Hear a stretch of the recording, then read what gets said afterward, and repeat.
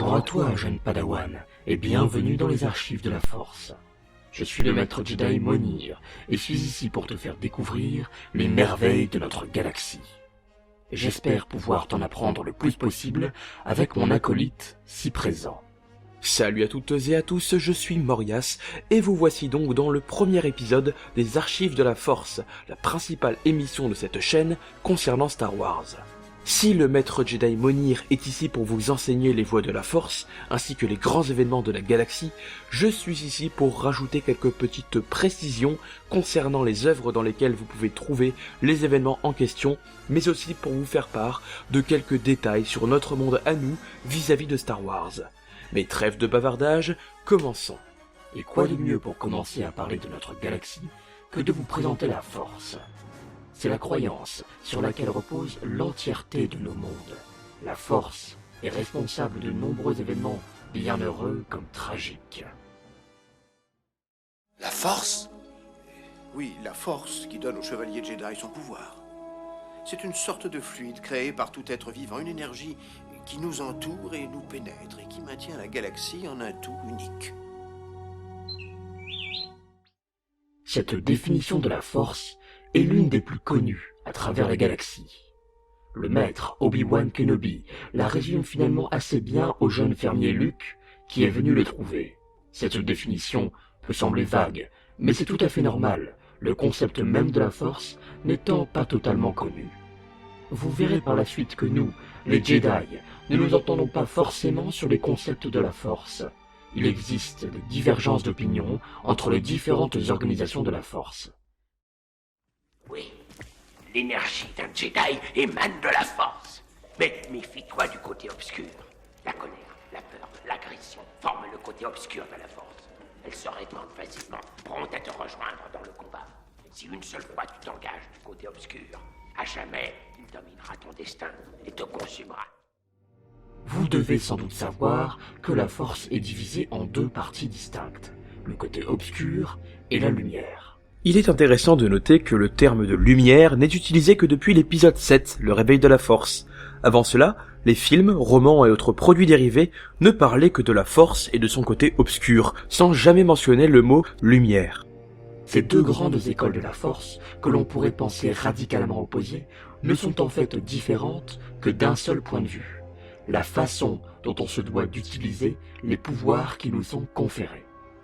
Ainsi, si les utilisateurs de la lumière pensent devoir maintenir l'équilibre et la paix dans la galaxie en protégeant chaque forme de vie, les adeptes du côté obscur prônent l'utilisation de la Force dans un intérêt personnel en laissant agir les plus bas instincts de l'individu. Je sens une grande frayeur en toi, Skywalker. Tu as de la haine, tu as de la colère, mais tu ne t'en sers pas. L'être peu éclairé pensera en premier lieu que le côté obscur est plus puissant que le côté lumineux de la Force. C'est une erreur. Il est plus agressif, plus facile à utiliser, mais n'est pas nécessairement plus puissant. En effet, il semble plus aisé de manipuler le côté obscur, qui fait appel à des émotions négatives présentes chez tous les êtres vivants, là où le côté lumineux demande un contrôle de soi quasi permanent, du moins tel qu'il fut pratiqué au temps du Conseil Jedi avant l'avènement de l'Empire Galactique. Mais il existe d'autres aspects de la Force, plus diffus, moins connus à travers la galaxie, et que l'on n'évoque que très rarement. Il s'agit de la Force vivante, et de la Force unifiée. Et je me dois de laisser mon acolyte vous faire une petite précision.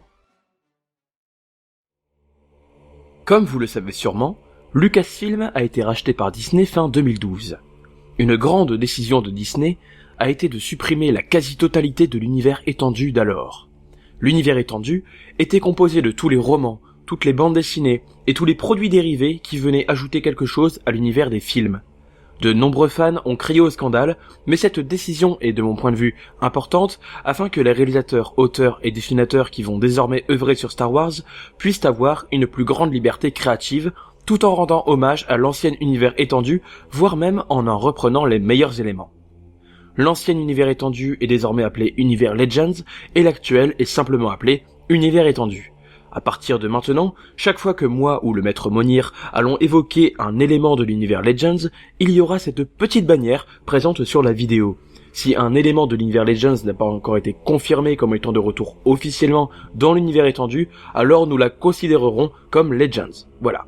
Revenons-en à la force vivante et la force unifiée, qui pour le moment font donc partie de l'univers Legends, bien qu'elles trouvent des échos dans l'actuel univers étendu.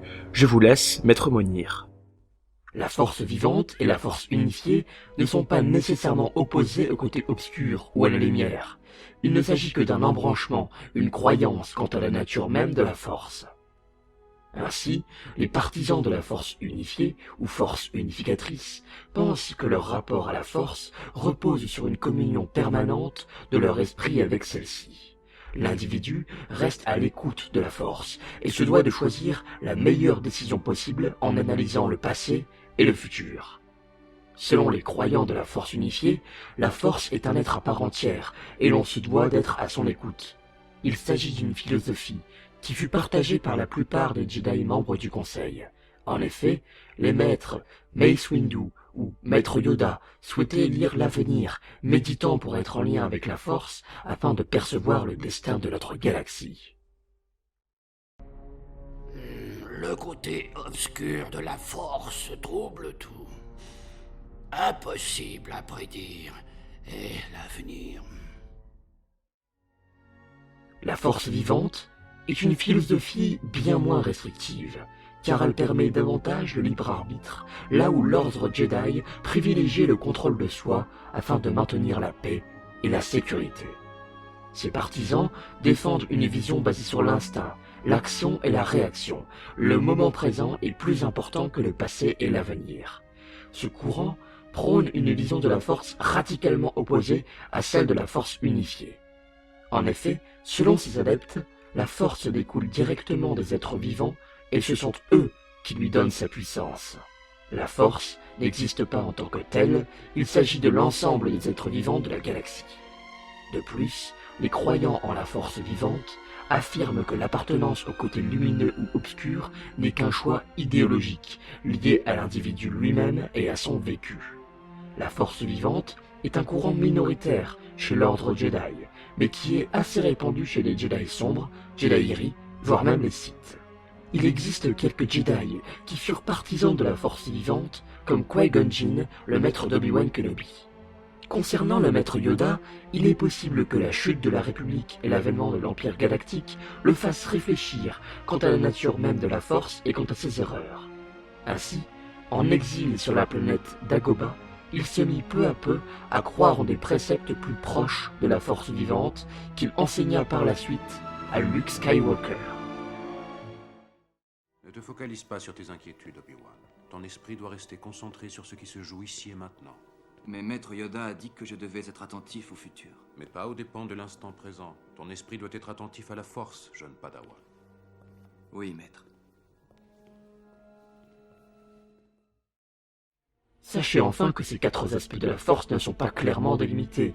Il est important de préciser qu'ils se croisent, échangent des similitudes, et la frontière entre une philosophie et une autre est floue. Nous allons désormais passer à un peu d'histoire, avec la découverte de la force dans notre galaxie. On suppose que la force est apparue lors de la création même de l'univers, mais il est très difficile d'être plus précis à ce sujet. Théologues, philosophes et scientifiques de tous horizons se sont penchés sur la question sans succès. En revanche, nous en savons un peu plus sur la découverte de la force. La découverte de la Force a été traitée dans une série de comics écrite par John Ostrander et Ian Duursema, La Genèse des Jedi. C'est l'une des toutes dernières séries de comics de l'univers Legends, et il faut donc, encore une fois, se mettre en tête que cette histoire n'est plus valide dans l'actuel univers étendu. Il est toutefois intéressant de la connaître afin de pouvoir anticiper certains choix narratifs de Disney vis-à-vis de Star Wars et de ses produits dérivés. La Force se manifesta pour la première fois environ 36 000 ans avant la bataille de Yavin, lorsqu'à travers la galaxie, 9 immenses vaisseaux pyramidaux se dévoilèrent à des peuples différents, tels les Wookiees, les Twi'lek ou encore les Dai Bendu. Ces vaisseaux apportèrent connaissance, sagesse et harmonie à ces peuples et les emmenèrent à travers la galaxie. Les Toyors, c'est ainsi que s'appelaient ces vaisseaux, accueillirent de plus en plus de peuplades, puis les emmenèrent sur une planète jusqu'alors inconnue, Titon. Se renommant les Titans, tous les peuples accueillis par les Toyors ne formèrent plus qu'une seule peuplade hétéroclite, ne se souciant plus des différences. Sur Titon, ils découvrirent au fil des générations qu'ils pouvaient manipuler des forces extraordinaires, influant sur toute la faune et la flore de la planète. Ils nommèrent ce flux d'énergie la Force et se baptisèrent les Jedi, qui signifiait en langue Dai Bendu centre mystique. Rapidement, ils remarquèrent les 2 lunes de Titon, Ashla et Bogan. Ashla était une lune de lumière et Bogan une lune d'obscurité, ce qui résonna profondément chez les Jedi. Ils comprirent rapidement que la paix venait de l'harmonie et de l'équilibre entre ces 2 aspects de la Force. En effet, lorsque la trajectoire d'une lune empiétait sur celle de l'autre, des tempêtes de force d'une extrême violence se manifestaient. Ainsi, il ne fallait jamais trop pencher d'un côté ou de l'autre afin de rester en parfaite osmose avec les autres et soi-même. Ceux qui penchaient trop du côté obscur étaient placés temporairement sur Ashla afin de rétablir la balance dans leur cœur, tandis que ceux qui ne se préoccupaient que du côté lumineux de la Force étaient envoyés sur Bogan pour parfaire à eux aussi leur équilibre. La suite de leur histoire est passionnante et mène à la création des Jedi et des premiers Jedi noirs qui deviendront des Sith. Mais je vous raconterai tout cela une autre fois. Toute cette mythologie est d'ailleurs réutilisée par Disney dans la saison 3 de Star Wars Rebels, via le personnage de Bendu, un nom pas choisi au hasard pour un personnage qui amène le concept d'Ashla et Bogan dans le nouvel univers étendu. Tu es un gardien de la Force. Pourtant, tu n'es pas un Jedi. Un gardien? Les Jedi et les Sith manient Ashla et Bogan, la lumière et l'obscurité. Je suis à leur confluent, je suis le Bendu. Et c'est déjà la fin de cette première partie d'épisode consacrée à la Force. J'ai essayé de vous en apprendre le plus possible sur le concept global de la Force dans l'univers même de Star Wars, et j'espère que cela attisera votre curiosité. Si vous souhaitez en savoir plus sur la Force, je vous conseille tout simplement les différentes pages encyclopédiques qui existent sur le net, Anakin World, Wikipédia, Encyclopédie Star Wars Universe ou encore l'Holonet sont autant de sources qui peuvent vous en apprendre énormément sur l'univers étendu et l'univers Legends de Star Wars. Si vous souhaitez en apprendre davantage sur la découverte de la Force et les premières guerres de la Force, je vous conseille simplement de lire La Genèse des Jedi. C'est une trilogie de comics sortie aux éditions Delcourt.